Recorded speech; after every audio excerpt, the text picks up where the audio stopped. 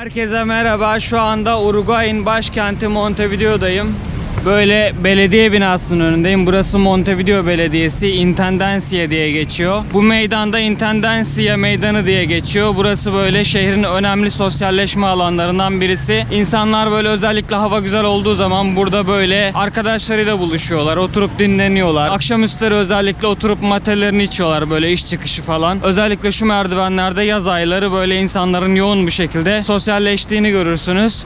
Burası da 18 de Julio Caddesi diye geçiyor. Şehrin yeni kısmının yani New Town'un en işlek ve en merkezi caddesi burası. Bu meydanda hemen o caddenin yanında yer alıyor. Biliyorsunuz ben böyle videolarda genelde sokaklarda dolaşarak, caddeleri göstererek çekim yapıyorum. Her seferinde böyle ara sokaklarda geziyordum daha rahat video çekmek için. O şehirde kimse yok mu falan diye böyle yorumlar gelmeye başladı. Ben de dedim ki bu sefer daha işlek bir yerde çekeyim videoyu. Şimdi Uruguay genel anlamda çok sessiz ve sakin bir ülke. Yani en işlek caddesi bile bizim Türkiye'deki birçok şehrin işlek caddelerine nazaran çok daha sessiz ve sakin. Şimdi bugün çok güzel bir hava var. Kışın ortasında olmamıza rağmen bugün Temmuz'un ortası şu anda. Burada kış mevsimi. Burada mevsimler Türkiye'ye nazaran tam tersi yaşanıyor. Türkiye'de yazken burada kış yaşanıyor. Ama ona rağmen bugün böyle çok güzel bir hava var ve aylardır Uruguay'a tek bir damla yağmur düşmedi desem yeri var. Böyle yeri ıslatacak kadar yağmur yağdı ve Uruguay'ın son 74 yılının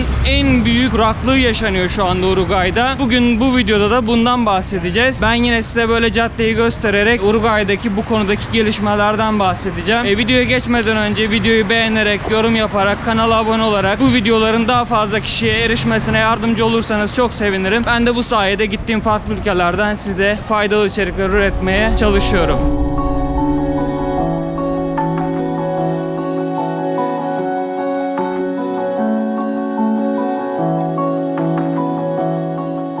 Şu anda Uruguay'da özellikle son 2 yıldır bilim insanlarının söylediğine göre Uruguay tarihinin en büyük kuraklıklarından biri yaşanıyor ama özellikle son birkaç ayda bu kuraklık önemli ölçüde arttı. Şu anda kış mevsiminin tam ortasındayız ama neredeyse ciddi anlamda hiç yağmur yağmadı diyebilirim. Böyle yerleri ıslatacak kadar yağdı birkaç kez ve özellikle başkent Montevideo'da büyük bir susuzluk tehlikesi yaşandı yakın süreçte. Montevideo'nun bir 70 kilometre kuzeyinde Paso Severino denen bir baraj var. Ülkenin en büyük barajı, aynı zamanda başkent Montevideo'nun su kaynağı orası. Bu barajda normalde 67 milyon metreküp su kapasitesi varken bu su 1,5 milyon metreküpe kadar yani %2 oranına kadar düştü. Ve size durumu şöyle anlatayım. Hani böyle çok az yerleri ıslatacak kadar böyle bir yağmur yağıyordu ve o yağmurdan insanlar şey diye seviniyorlardı böyle. Evet galiba 2 günlük 3 günlük daha suyumuz birikti falan diye. Çünkü son 7 günlük 10 günlük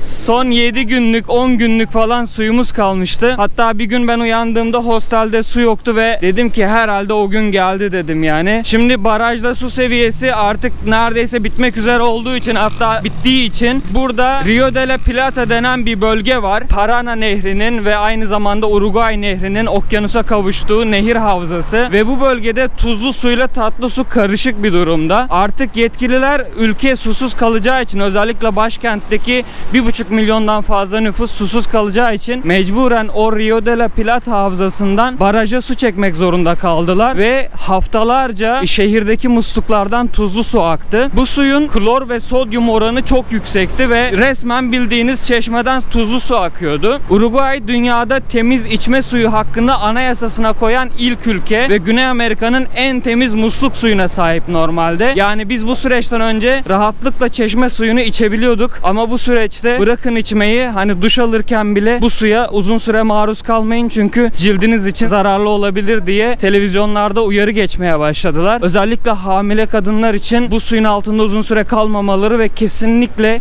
yemeklerde ya da içerken kullanmamaları konusunda televizyonda çok ciddi uyarılar geçti. Dediğim gibi yaklaşık 1,5-2 hafta öncesine kadar barajdaki doluluk oranı %2'nin altına düşmüşken son anda iktidar bir çözüm üretti. Barajın yaklaşık 14 kilometre kilometre kuzeyindeki bir nehirden baraja su bağladılar. Yaklaşık 14 kilometrelik bir boru hattı döşediler ve su bağladılar. Şu anda barajda %10 bir doluluk seviyesine sahip ama hala susuzluk riski devam ediyor. Şimdi anlatırken Plaza Gagança'ya geldik. Plaza İspanyolca'da meydan demek. Gagança da bu meydanın ismi. Yani burası Gagança Meydanı. Böyle yine şehrin önemli meydanlarından birisi. İnsanların buluşma ve sosyalleşme noktası. Aynı zamanda toplu ulaşım için bir aktarma noktası burası. Şimdi şöyle yine 18 de Julio Caddesi'nden Independencia'ya yani Bağımsızlık Meydanı'na, ana caddeye, şehrin ana meydanına doğru ilerliyoruz. Şimdi tabii bu susuzluk sürecinde ülkede bazı çok önemli olaylar da gelişti. Bir kere en önemlisi hayat pahalılığı çok arttı. Çünkü burada şişe sular çok pahalı. Mesela yarım litre su bile burada 1,5 dolar gibi bir fiyattan falan başlıyordu önceden. Ve düşünün ki makarna yapacağınız zaman, çorba yapacağınız zaman bile böyle litrelik su, damacana su falan kullanmanız gerekiyor. Dolayısıyla halkın da tepkisi arttı. Böyle olunca iktidar da sudan aldığı vergiyi sıfıra indirdi ve sular bir anda ucuzladı ama yine de tabii ki eskiye göre çok pahalı. Çünkü çeşme suyu kullanılamıyor ve her seferinde bidon su almanız gerekiyor. Uruguay tarihinde en büyük su ithalatı daha önce 2013 yılında yapılmış. Bu ithalatta 74 milyon dolar değerinde ve bu sene daha ilk 6 ayda bu rekor kırıldı ve tam 86 milyon dolarlık su ithal edildi yurt dışından. Hatta bazı fabrikaların su dışında mesela kola, gazlı içecek falan gibi bu tarz içecekleri üretmesi yasaklandı iktidar tarafından. Aynı zamanda fakir ailelere günlük 2 litre su ücretsiz verilmeye başlandı. Okullar sömestr tatiline normalden 2 hafta daha erken gitti ve aynı zamanda ülkede büyük protestolar düzenlenmeye başladı. Bu protestoların sebebi de şu: ülkedeki bazı fabrikalara ve şirketlere devletin ücretsiz su verdiği iddia edildi ve susuzluğun bir sebebinin de bu olduğu gündeme geldi. Gördüğünüz bu caddede trafiğe kapandı ve insanlar büyük protestolar düzenlediler iktidara karşı. Sonrasında dediğim gibi iktidar bir nehirden baraja büyük bir boru hattı döşedi. Bu boruları Brezilya'dan getirdiler ve bu boru hattı sayesinde şu anda barajdaki suyun doluluk oranı yükseldi ve susuzluk bir süre ertelendi ama hala da çözülmüş değil. Çünkü gördüğünüz gibi hala böyle güneşli bir hava var burada ve yağmur yağmıyor. Önümüzdeki hafta özellikle pazartesi ile çarşamba arası yağış bekleniyor. Umarım güzel bir yağış olur ve buradaki hayatta normale döner. Tabii susuzlukla ilgili sadece muhalefet değil, toplumun farklı kesimleri de bazı duygularını dile getirmeye başladılar. Mesela Montevideo Başpiskoposu Twitter'dan bir açıklama yaptı ve Tanrı'ya dua etti. Dedi ki Ulu Tanrım ne olur bize bir an önce su gönder ve bizi susuz bırakma diye. Uruguay dünyanın en seküler ülkelerinden birisi. Mesela burada Hristiyanlığa dayalı, Hristiyanlık kültürüne dayalı bazı günler tatil olarak kutlansa da ismi Hristiyanlıktaki gibi geçmiyor. Mesela Noel kutluyorlar ki Noel'e İspanyolca'da Navidad deniyor ama o güne aile günü diyorlar burada mesela. Okullarda dini eğitim kesinlikle yasak. Dini eğitim veren bazı kilise okulları var. Bunun dışındaki diğer okullarda kesinlikle dini eğitim verilmiyor. Şimdi hal böyle olunca buradaki halk önemli ölçüde dinle bağı güçlü olmayınca, hatta birçoğu inançsız, insanların da tabii bu konuya tepkisi oldu. İnsanlar da Tanrı Twitter kullanmıyor diye Başpiskopos'a tepkilerini gösterdiler. Şimdi bu konuyu anlatırken böyle Independencia'ya kadar, Bağımsızlık Meydanı'na kadar geldik. Daha önce Montevideo'yu gezdiğimiz videoda anlatmıştım. İzlemeyenler için tekrar gösteriyorum. Burası Montevideo'nun en önemli meydanı. Bu heykel bu ülkenin kurucusu Artigas'ın heykeli. Şu binada bu ülkenin başkanlık ofisi. Böyle bir meydan.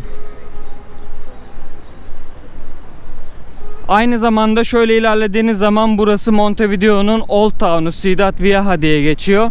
Şu kısım, az önce geldiğimiz kısımda New Town, 18 diye geçiyor. Videoyu buraya kadar izlediğiniz için teşekkür ederim. Bu böyle kısa bir bilgilendirme videosu oldu. Böyle bundan sonraki haftalar için Uruguay ile ilgili, Güney Amerika ile ilgili, farklı konularla ilgili merak ettiğiniz konular varsa yorumlara yazabilirsiniz. Biz de bu doğrultuda içerikler üretiriz. Elimden geldiğince böyle gittiğim ülkelerle ilgili faydalı, bilgilendirici içerikler üretmeye çalışıyorum. Buraya kadar izlediğiniz için çok teşekkürler.